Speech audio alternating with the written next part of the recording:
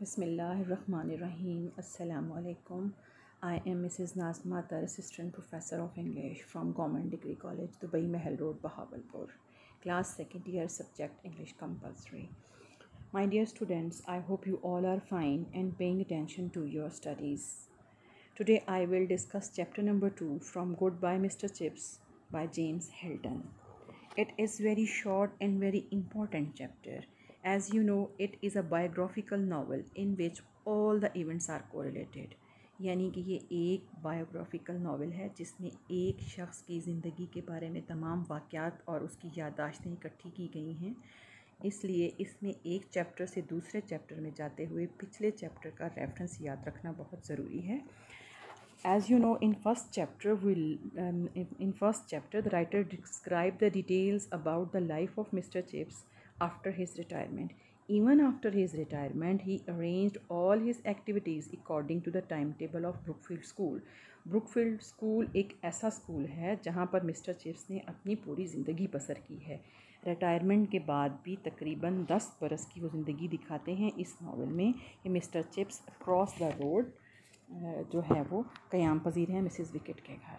In the second chapter, writer described about the history of Brookfield School, about the reputation of Brookfield School, different stages of Mr. Chips' stay in Brookfield School, and even at the last paragraph, he described about his retirement and particular his retirement date in 1913. Now we'll see the more main points and detail of the chapter. First of all Brookfield school के बारे में बताया जाता है कि ये 18 century building है जो अक्रॉस द रोड उसके पास ही जो है वो कहते हैं कि एलम ट्रीज़ में घिरी हुई है और इसे क्वाड्रेंगल कहते हैं।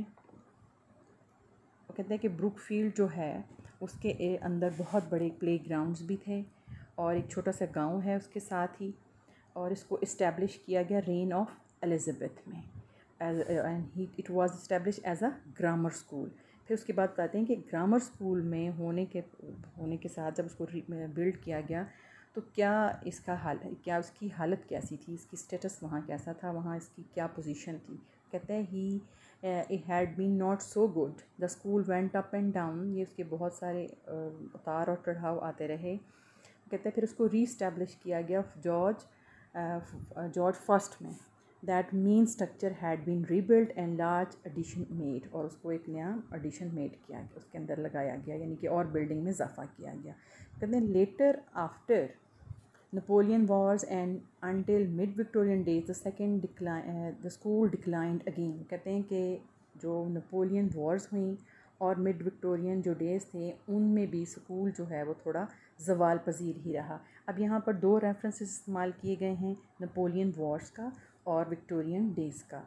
नेपोलियन वॉर्स जो है वो एक सीरीज़ ऑफ वॉर है जो fought between French and number of European nations from 1799 to 1815। और जो सेकंड रेफरेंस है वो है विक्टोरियन डेज़ जहाँ तब भी वो डिक्लाइन यानी ज़वाल का शिकार रहा, यानी उसकी हालत स्कूल की ख़राब ही रही। तो वो कहते हैं कि मलका विक्टोरिया के दौर हुकूमत की बात करते हैं। She was the queen of United Kingdom of the Great Britain, और जो 1819 से 1901 her reign was the longest monarch in British history and came to known as Victorian era. Victorian era कहलाता है, उसमें भी स्कूल की हालत जो है वो ख़राब ही रही। उसके बाद क्या होता है कि 1840 द मोस्ट इम्पॉर्टेंट थिंग जो उसमें डेट आई है हम नोट करेंगे। 1840 जो है मिस्टर वेदरबाय आते हैं। मिस्टर वेदरबाय जब आते हैं तो वो वही टीचर है जिन्होंने मिस्टर चिप्स को ज्वाइन करवाया था। तो 1870 में जब मिस्टर चिप्स ने ज्वाइन किया था तो ये वही वाले हेड मास्टर हैं जो हमने पिछले चैप्टर में भी पढ़े थे। ये आपको याद रखना बहुत ज़रूरी है क्योंकि ये क्वाइट लिंक्ड है एक दूसरे के साथ।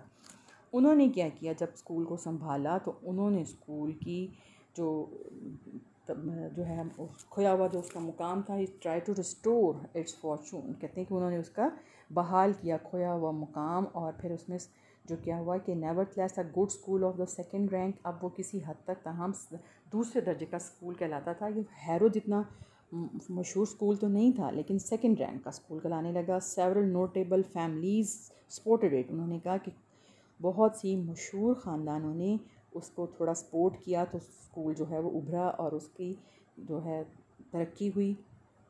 फिर उसने क्या किया, कहते हैं कि mostly have return out merchants, manufacturers, professional man with good sparkling of country squares and parsons. It was the sort of the school which, when mentioned, would sometime make snobbish people confess that they rather thought they had heard of it. उन्होंने बताया कि इतने अच्छे पढ़े लिखे working community के लोग निकले। उसके अलावा उन्होंने बताया कि एक्लेसियास्टिकल करेक्टर्स यानी पार्सन, पार्टनर्स और स्क्वायर्स वाला जो थे, स्क्वायर्स वाला वो भी निकले, उन्होंने भी ब्रुकफील्ड से पढ़ा।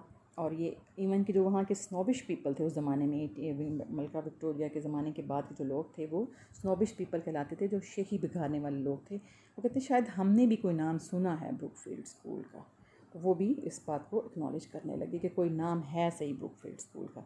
यहाँ तक तो राइटर ने बयान किया है सारा ब्रुकफील्ड का रेफरेंस। अब वो बताते हैं कि मिस्टर चिप्स जो हैं वो कब से जो है ब्रुकफील्ड में थे, वो तो हमें पिछले चैप्टर में पता चल गया था, लेकिन यहाँ पर वो वर्ड यूज़ करता है writer, in his early 20s, as ambitious as most other young men at such an age, his dream had been to get a headship, eventually, or at any rate, a senior mastership in a really first-class school. It was only gradually, after repeated trial and failure, that he realized that inadequacy of his qualification. His degree, for instance, was not particularly good, and his discipline, though good enough and improving, was not absolutely reliable under all conditions. He had no private means and no family connections of any importance. अब वो बताते हैं कि जिस तरह से कि कोई नौजवान अर्ली 20s में पुरुमीद हो सकता है, एम्बिशियस हो सकता है, वो भी थे। वो चाहते थे कि वो हेड मास्टरशिप हासिल करें या फिर सीनियर हेड मास्टरशिप हो उनकी फ़र्स्ट क्लास किसी स्कूल में, लेकिन बहुत सारी मुश्किलात आने के बाद और कुछ तकलीफ़ों के बाद उन्होंने रियलाइज़ किया कि उनकी तो डिग्री भी इतनी अच्छी नहीं है कि वो एक ख़ास किसी स्कूल में जाकर एक या इसी स्कूल में हेड मास्टरशिप को हासिल कर सकें। लेकिन आहिस्ता आहिस्ता उनका डिसिप्लिन बेहतर हो रहा था और वो मज़ीद भी इसको इम्प्रूव करते जा रहे थे। इसके साथ साथ राइटर बताता है कि उनके कुछ ज़्यादा फैमिली कनेक्शंस में नहीं थे और ना ही कोई असर रसूख वाले कनेक्शंस थे। In 1880 after he had been a Brookfield decade, यानी कि 10 बरस जब उन्होंने क़याम कर लिया, यानी पिछले चैप्टर में मैंने आपको पढ़ाया था कि 1870 में उन्होंने ब्रुकफील्ड ज्वाइन किया था, तो 1880 में उन्होंने कितना बरस हो गए, उन्हें 10 बरस, 1 डिकेड, यानी कि 10 साल उन्होंने मुकम्मल तौर पर वहाँ पर क़याम कर लिया था। He recognize that the odds were heavily against his being able to better himself by moving elsewhere, but about that time also the possibility of staying where he was began to feel a comfortable Nash in his mind. वो कहते हैं कि उन्हें अपने दिल में अंदर से ये महसूस हो गया था कि 10 साल क़याम के बाद कि मैं यहाँ पर पुरसकून हूँ, बेहतर हूँ। आगे वो कहते हैं एट 40, यानी पहले भी वो कंफर्टेबल हो गए थे अपने दिमाग में, और एट 40 क्या होता है, at 40 he was rooted, settled and quite happy. Underline कर सकते हैं आप इन लाइनों को कि वो 40 पर आपको सवाल किया जा सकता है कि एट 40 उनके जहन में क्या था। एट 40 वो सेटल्ड भी थे, क्वाइट हैप्पी थे। फिर क्या होता है कि at 40 he was dean of the staff, senior member हो जाते हैं स्टाफ के। At 60 under the new youthful head, एक नए नौजवान प्रिंसिपल या एक हेड के होने के साथ साथ वहाँ मौजूद होते हैं। ही वॉज ब्रुकफील्ड, वो खुद एक ब्रुकफील्ड बन जाते हैं। The guest of honour at old Brookfieldian dinner, और वो ब्रुकफील्ड के जो तमाम तालिब इल्म थे जो बाद में डिनर देते थे, तो उसमें वो गेस्ट ऑफ ऑनर के तौर पर पेश किए जाते थे, तशरीफ़ लाते थे। The court of appeal in all matters affecting Brookfield history and traditions, और ब्रुकफील्ड की तमाम तारीख़ी रवायात पर असरानंदाज होने वाले जो भी मामलात थे उनमें अदालत आला का फ़र्ज़ अदा करते थे mister chips. And last lines में बताता है कि इन 1913 व्हेन ही टर्न एट 65, यानी अब हम पढ़ेंगे कि 1930 में मिस्टर चिप्स जो हैं वो जब 65 ईयर्स के हो जाते हैं तो वो रिटायर होते हैं। तो उन्हें एक फेयरवेल पार्टी दी जाती है। उस फेयरवेल पार्टी में वो उन्हें एक cheque writing desk and clock gift किया जाता है। और वो क्या कहते हैं, and went across the road to live Mrs Wickett. वो क्या करते हैं कि वो मिसेस विकेट के घर अक्रॉस द रोड, जो उनकी कोलीग थी, जो उनसे पहले रिटायर हो चुकी थी, उनके पास जाकर रहना शुरू कर देते हैं। एक सेंटेंस आगे लिखा हुआ है, a decent career decently closed, 3 cheers for old Chips, they all shouted at that uproarious end of term dinner।